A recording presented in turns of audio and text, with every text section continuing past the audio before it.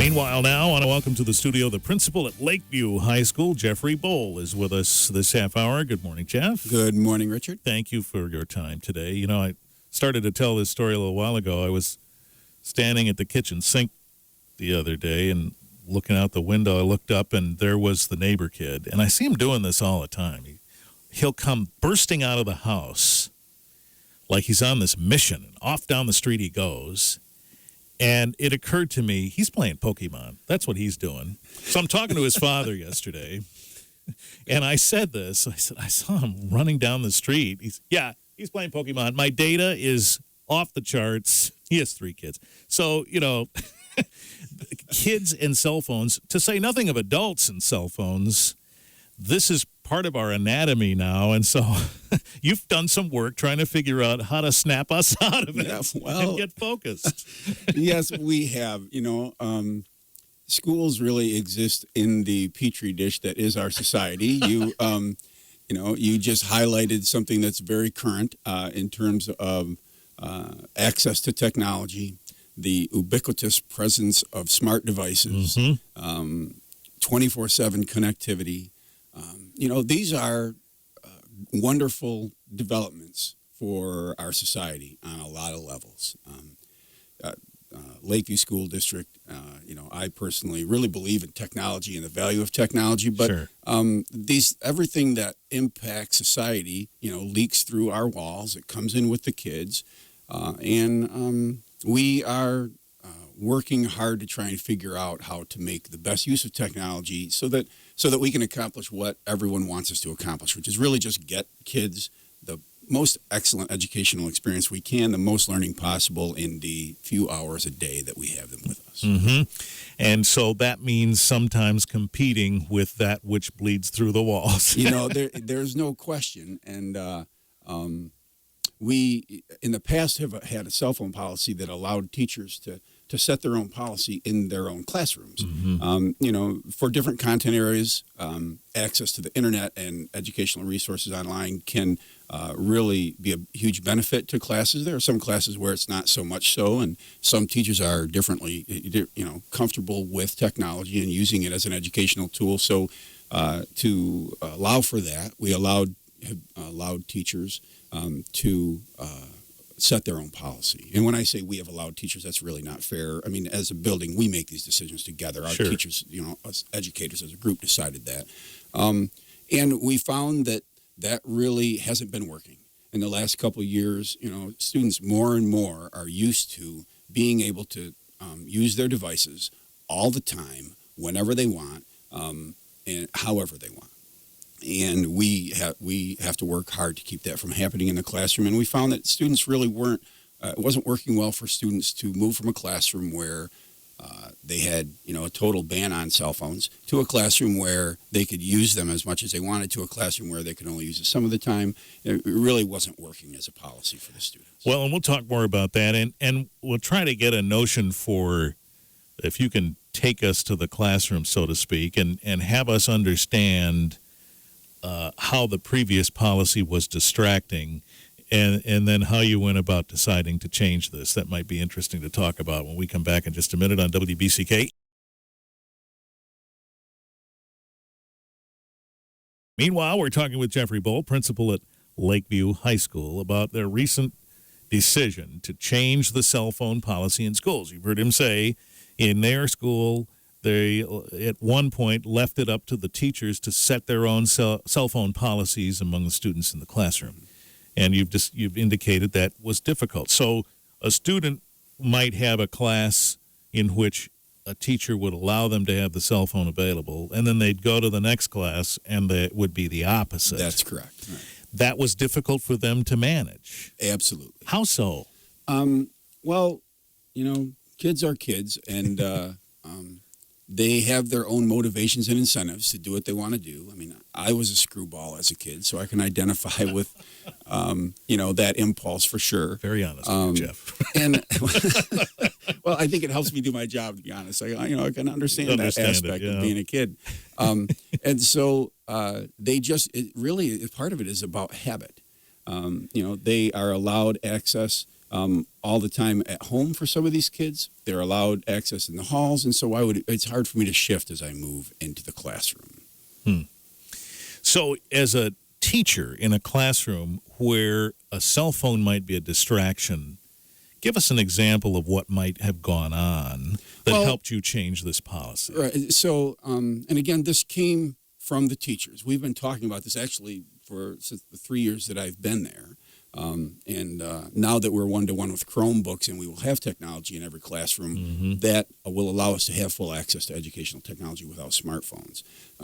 But, you go into a classroom and first of all, I think that a lot of adults don't understand or really can't really appreciate how hard it is to supervise 30 kids at a time while you're trying to get them doing something productive. It really is an art. And so it's excusable if teachers can't, catch Johnny in the corner as he's texting under his desk. Yikes. And when students are seated in the same configuration for the period, sometimes, Jane's got an earbud in one ear that the teacher can't hear or see because that's to the teacher. And those little distractions add up. They keep kids from focusing. There's a lot of research about the fact that the human brain really cannot multitask, that trying to pay attention to more than one thing at a time, they say reduces your IQ in situations. Wow. I mean, it really, all the brain research that I've ever seen shows that multitasking and distraction hurt one's ability to think. And what we're trying to do is help them think. The concept makes sense. I mean, if you're doing 6 things at once, are you doing any of them well? Right, exactly. Yeah. And some people would say that, some people will claim, and college students have claimed that they can multitask. I can do 2 or 3 things at the same time, but there's a lot of research that shows that that's just not true. Very interesting. Now, I haven't taught at high school level. I've taught mostly online at college level, but I've also taught in the classroom, and there were a couple of occasions, and I haven't taught in the classroom in a while. So smartphones have been on the ascension since then, but I do remember distractions. And I do remember a couple of occasions where I stopped the class because the distractions were permeating the room.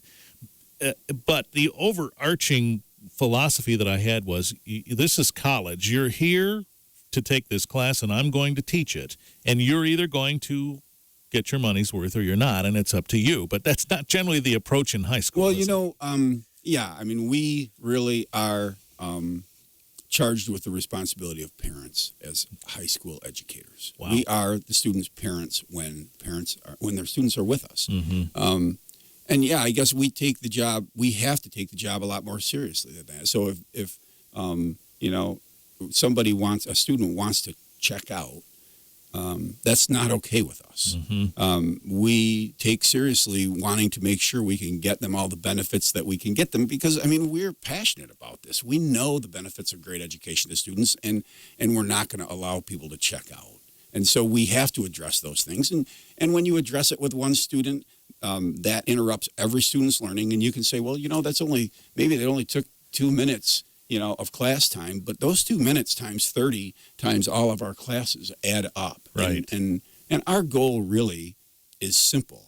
I'm not saying that we have found the silver bullet for it. We're going to have troubles and challenges implementing, and there are going to be new problems. But our goal is to hold class time sacred. That our class time is our resource. It is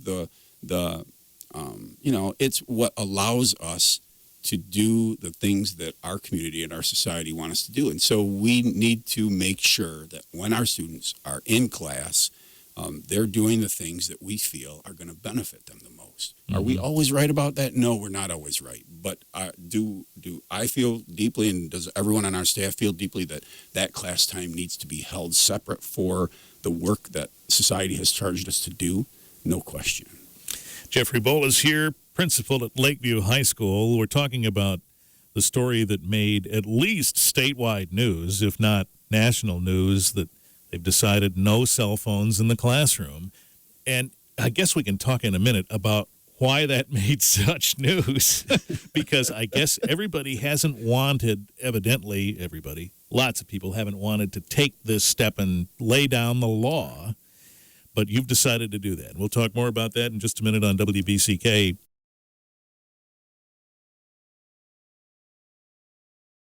Jeffrey Bohl is here, principal, Lakeview High School. So how will you approach this? The rule then will be, starting in the fall, cell phones stay in the locker. How does this work? Yeah, cell phones, I mean, it's really, we should say smartphones and smart devices are to be in the locker. They're not to be used by students during class time. They can use them during passing time. We have a long passing time. We've got a big building. Students have 8 minutes. So if they want to access or, their smart devices and communicate or text with whomever during that time, that's fine. They can use them during lunch. Again, our goal is to keep class time hold class time sacred. So they can look in passing time, but that would be open the locker door, change a book, look at the phone, put it back, close, and go to the next class, not put the phone in your pocket. Well, so our policy says that these devices are not to be on the student in class. I can promise you we will not be frisking anyone to find out if they have a device in their pocket. Okay. And whatever, I'm not crazy about that kind of wiggle room, but it is what it is. And part of what we want to teach kids is how to use these things responsibly. If they could use them responsibly, it's not going to be a problem for us. Right. So were there considerations of a legal nature associated with this? I mean, somebody out there can say it's a free country. I take my phone where I want. There's all that. Do you have to deal with that? Really, there are no laws around this particular issue. And as I mentioned before, we are legally the parents in the parents' absence. And so, parents make decisions about, there are times when they don't want their students on their device.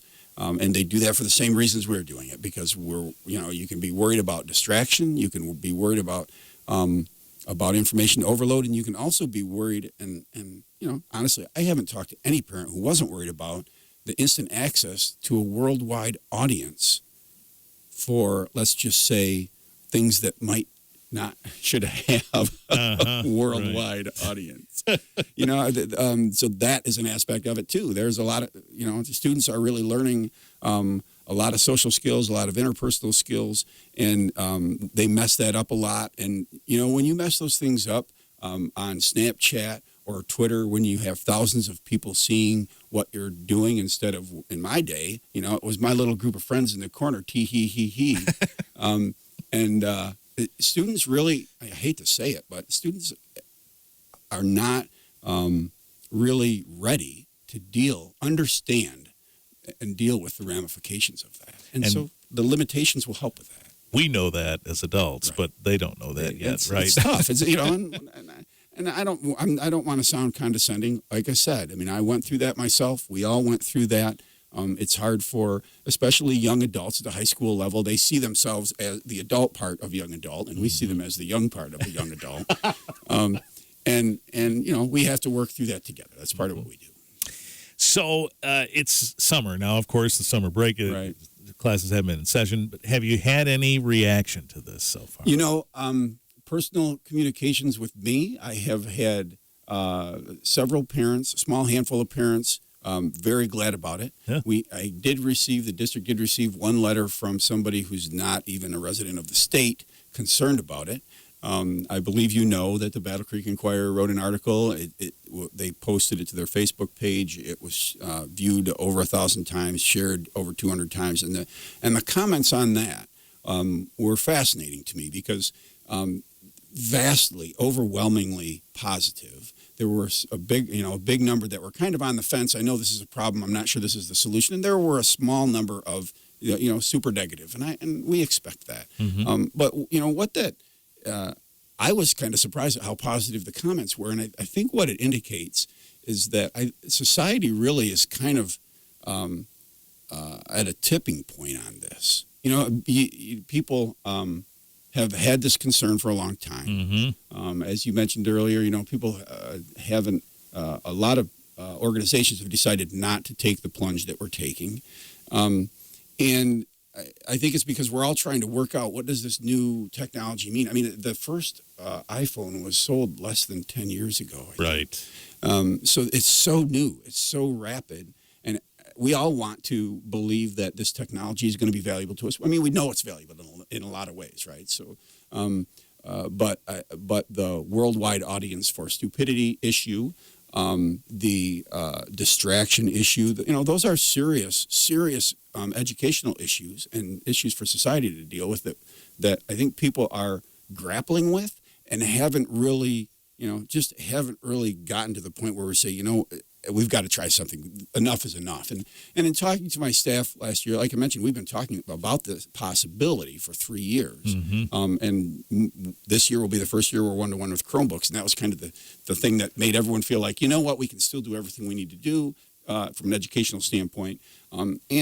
And listening to teachers talk about just how frustrated they are with it, because we've got some great teachers who are really great at classroom management, for whom it's still a problem. Yeah. Mm-hmm. And so I think we're just to the point where we need to try something, and we're going to give it a try. And you know what? We'll fumble our way forward, and we'll see how it's going mid-year, and we'll talk about, is this working out the way we wanted it to? And if we need to make some adjustments, we can make adjustments. But I feel pretty confident that what we have in place is going to be, in general, workable for us. I'm running out of time, Okay. but I do want to ask you, is it because we're on the cutting edge of this thing that many districts have not taken this plunge yet? Oh, I believe so. Yeah, absolutely. Yeah. I mean, there's anxiety about it. Mm-hmm. I mean, I can guarantee you there is no high school administrator that wants to be sitting where I'm sitting right now, right? I mean, that's not why we got into this work. So, yeah, there's an anxiety about it.